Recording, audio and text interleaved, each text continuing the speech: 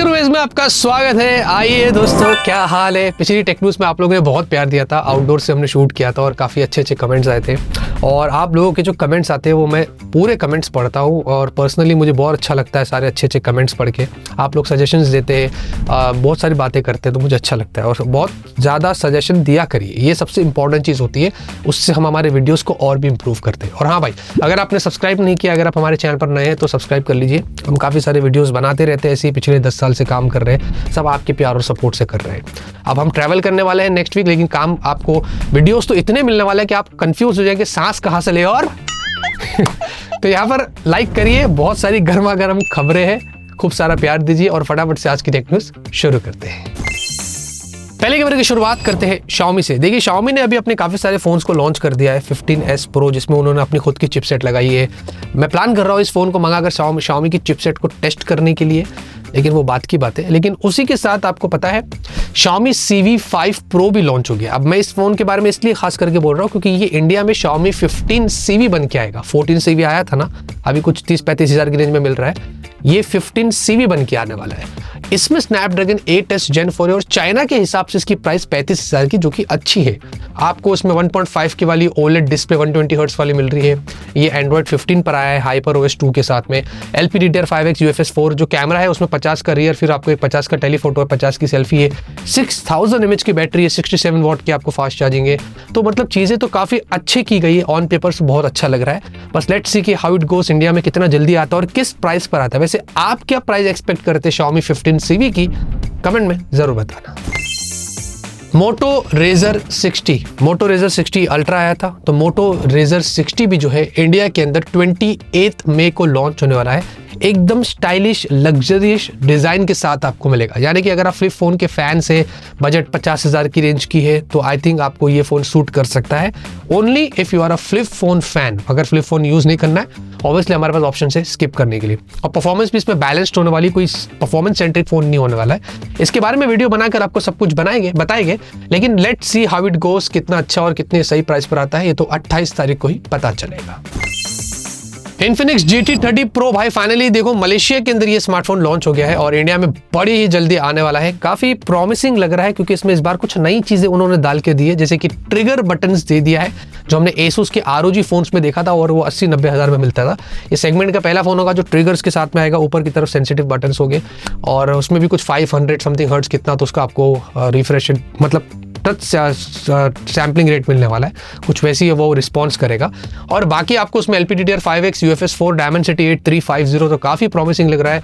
आपको एक बड़ी फ्लैट डिस्प्ले मिलने वाली, 144 हर्ट्ज की, 108 का कैमरा है, 5500 mAh की बैटरी है, तो भाई काफ़ी इंटरेस्टिंग लग रहा है। और वहाँ पर तो कुछ 26,000 में लॉन्च हुआ था, इंडिया में भी कुछ वैसी हो सकता है। देखते हैं, एक्सपेक्टेशन तो बहुत है, बट आएगा तो आपको सब बताएंगे। गूगल ने दोस्तों अभी हाल ही के अंदर अपने I/O के अंदर बहुत सारे चीज़ें अनाउंस कर दी है। एक तो उन्होंने प्रोजेक्ट स्टारलाइन अनाउंस किया है, जो कि गूगल बीम से भी यहाँ पर रीब्रांड हो सकता है, जिसमें आपको 2D की जगह 3D वीडियो कॉल का सपोर्ट यहाँ पर मिलेगा। 4-5 कैमरेज अलग अलग एंगल से जो पहले आपको फोटोज क्लिक करेंगे, फिर सराउंडिंग एनवायरनमेंट के हिसाब से वो बहुत बढ़िया तरीके से विजुअलाइज करेगा और ये बहुत कूल चीज़ आपको यहाँ पर देखने को मिल रही है। उसके अलावा सैमसंग का मूहन करके भी एक 3D यहाँ पर VR ग्लास भी यहाँ पर आ चुका है, ये गूगल के साथ उन्होंने पार्टनरशिप में किया है। उसके अलावा उन्होंने जेमिनी को इम्प्रूव किया है, गूगल सर्च को इम्प्रूव किया है और बहुत सारे नए सॉफ्टवेयर से रिलेटेड बातें करी है। ये डिवाइस आ रहा है, वो आ रहा है। उनका XR ग्लासेस भी जो है उसको भी यहाँ पर उन्होंने शोकेस कर दिया है उनके गूगल I/O के अंदर। तो मैं आपको एक फोटो दिखा रहा हूँ, ये वाला फोटो देख लेना, इसमें वो सब कुछ आपको पता चलेगा जो गूगल ने अपने I/O में अनाउंस किया था। पॉज करके देख सकते हैं। तो लेट्स सी, काफ़ी सारी चीज़ें अच्छी हुई है। अब इसमें से कितनी चीज़ें हमें इंडिया में देखने को मिलती है, ये तो जब आएगा तो ही पता चलेगा। WWDC world wide developer conference 2025 finally announce हो गया है एप्पल की तरफ से और ये 9 जून को हमें देखने को मिलेगा, अगले महीने। और इसमें हमें पता है सॉफ्टवेयर से रिलेटेड बहुत सारी चीज़ें एप्पल अनाउंस करता है, तो इस बार भी कुछ वैसी होगा। उनके जो वॉच रहती है उसका और मैक का, और प्लस साथ में iOS में 19 आएगा तो उसमें भी हमें रीडिज़ाइंड देखने को मिलेगा। एप्पल इंटेलिजेंस को इम्प्रूव कर सकते हैं क्योंकि सबसे कचरा AI मुझे एप्पल इंटेलिजेंस लगता है। सॉरी एप्पल फैन बॉयज़, लेकिन मुझे एप्पल AI इतना खास नहीं लगा। जितना एंड्रॉयड में मज़ा आ रहा है उतना एप्पल में AI में मज़ा नहीं आ रहा है। तो लेट्स सी, देखते हैं कि इस बार एप्पल क्या करता है, ये 9 जून को ही पता चलेगा। नथिंग फोन 3 देखिए ऑफिशियली यहाँ पर ब्रांड ने कंफर्म्ड कर दिया है कि ये जो स्मार्टफोन है ये जुलाई के महीने में लॉन्च होने वाला है। ये ऑफिशियल हो चुका है, ठीक है। अब स्पेकुलेट नहीं करना है कि जून होगा, जुलाई होगा या अगस्त होगा। जुलाई कंफर्म्ड है कि नथिंग फोन 3 लॉन्च होने वाला है। ये उनका अभी तक का सबसे प्रीमियम स्मार्टफोन होगा। ये भी बोल रहे हैं कि डॉट मैट्रिक्स ग्लिफ इंटरफेस आपको मतलब बैक में जो होता है लाइट होती है, इस बार कुछ वैसे डॉट स्टाइल में जो वो देखने को मिल सकता है। अभी इसके बारे में ज्यादा कुछ पता नहीं, लेकिन हाँ जुलाई के अंदर आ रहा है नथिंग फोन 3 और साथ ही साथ नथिंग 4A की भी इंफॉर्मेशन यहाँ पर निकल कर आ गई है कि इस बार वापस से डायमेंसिटी वाली चिपसेट हमें देखने को मिलेगी। तो मतलब 2A में डायमेंसिटी था, फिर 3A में उन्होंने स्नैपड्रैगन किया, अब 4A के अंदर फिर से बोल रहे हैं कि डायमेंसिटी की चिपसेट आने वाली है। इसमें बोल रहे हैं कि डायमेंसिटी 8350 या इधर डायमेंसिटी 8400 हमें देखने को मिल सकता है। ये सिर्फ लीक्स और रूमर्स, इस पर कुछ कंफर्मेशन है नहीं, लेकिन ऐसा बोल रहे हैं। जब आएगा तो पता चलेगा।